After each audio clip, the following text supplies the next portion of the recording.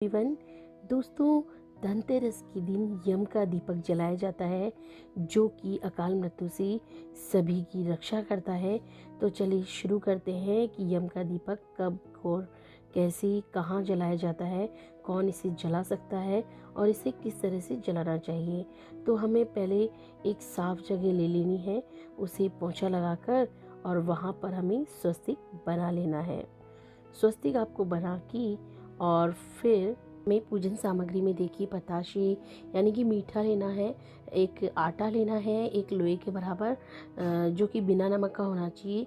कुछ सिक्के लेने हैं, मूली का धागा और रोली मोली और फूल लेने हैं, फूल ना हो तो भी चलेंगे। और एक लेना है बड़ा दीपक जिसमें चारों तरफ बत्ती लगानी है और इसमें डालना है सरसों का तेल। सरसों का तेल आप बहुत सारा डालिएगा, यानी कि दीपक को भर दीजिएगा। मैंने यहाँ कम ही डाला है क्योंकि मैं आपको वीडियो बता रही हूँ बना के कि आपको किस तरह से करनी है, वरना आपको इसे पूरा भरना है ताकि ये दीपक सुबह तक चले। तो जो यम का दीपक होता है ये बहुत ही कारगर होता है, आपको इसे ज़रूर से जलाना चाहिए। कहा जाता है कि यम का दीपक जलाने से अकाल मृत्यु नहीं आती। तो दोस्तों, ये दीपक आपको तब जलाना चाहिए जब घर के सभी मेंबर घर के अंदर हों। इसके बाद आपको सबसे पहले पूजा शुरू करने से पहले आपको जल की छींटी इस पर लगानी चाहिए, यानी कि स्नान कराना चाहिए। उसके बाद रोली मोली से तिलक छापे करनी चाहिए और इस दीपक के अंदर आपको डालने हैं एक सिक्का डालना है, मौली का धागा भी आपको चढ़ाना चाहिए। सिक्का डालना है, कौड़ी हो तो कौड़ी भी डाल सकते हैं। सिक्का डालिए, फूल डालिए, खील पताशे भी आपको अर्पित कर रहे हैं इस दीपक को और फिर इसे प्रज्वलित कर देना है। तो यहाँ देखिए मैंने सब सामग्री डाल दी है धीरे धीरे करके और अब मैं इसे जलाऊंगी। तो आप इसे जला के और फिर इसकी परिक्रमा करिए।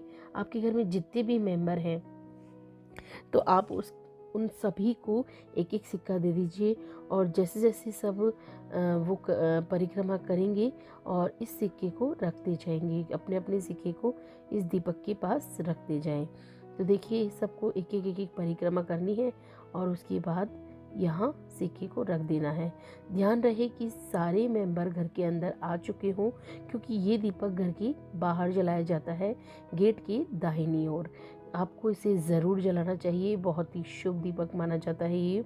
किसी किसी के यहाँ ये आटे का बनता है जो कि मैं आपको अभी बना के दिखाऊंगी कि किस तरीके से बनता है, लेकिन बनता वो चौमुखी ही है, यानी कि चारों तरफ बत्ती। और तो देखिए यहाँ मैंने इसे जला दिया है और इसके बाद आपको इसको जला के धन्वंतरी जी को, यम दीपक देवता को ये प्रार्थना करनी चाहिए कि हे यम देवता, मेरे घर में सभी सदस्यों की आप रक्षा करें, अकाल मृत्यु से उन्हें बचाएं और हर तरह की बीमारी, हर तरह के कलेश से उन्हें दूर रखें। तो दोस्तों, इस तरीके से आप धन्वंतरी जी की और यम देवता की पूजा करें धनतेरस के दिन। और इसके बाद जब ये दीपक पूरा हो जाता है सुबह, तो आप इसे उठा के कहीं भी मिट्टी में गाड़ सकते हैं, पीपल के पेड़ में चढ़ा सकते हैं, लेकिन आपको इसे घर के अंदर नहीं लाना है। इसके अलावा इस दीपक में आप मीठा भी डाल सकते हैं भोग स्वरूप। और इस दीपक को जब भी घर के दाहिने ओर रखें, गेट के बाहर के गेट की दाहिनी ओर, तो आप इसे कोरा ना रखें। इसके नीचे या तो चावल का ढेर लगाएं या किसी भी अन्न का ढेर लगाएं, और अगर अन्न का ढेर ना लगाएं तो आप फूल भी रख सकते हैं, लेकिन आपको ये किसी भी चीज़ के ऊपर ही रखना है, इसे कोरा नहीं रखना। इसके अलावा मैं आपको देखिए आटे का दीपक बना के दिखाती हूँ, क्योंकि कई लोगों के यहाँ रिवाज होता है कि आटे का दीपक ही रखा जाता है घर के बाहर, फिर इसे घर के अंदर लाया नहीं जाता, क्योंकि यम के दीपक को आप सभी जानते हैं घर के अंदर नहीं लाया जाता। आपको फिर से बता देती हूँ, या तो आप इसे पीपल में चढ़ा दीजिए या फिर मिट्टी में गाड़ दीजिए। तो देखिए इस तरीके से लोग बनाते हैं आटे का दीपक, इसमें नमक नहीं होता है।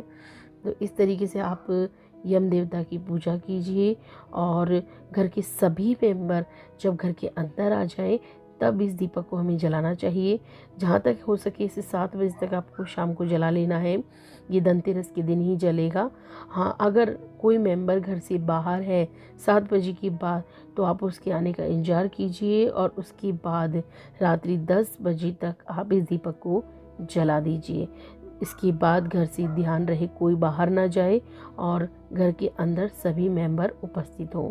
तो दोस्तों, इस तरीके से आप यम देवता से प्रार्थना कर सकते हैं कि हमारे सभी परिवार की रक्षा करें और सबको अकाल मृत्यु से बचाएं और धन्वंतरी जी सब हमारे पे कृपा करें।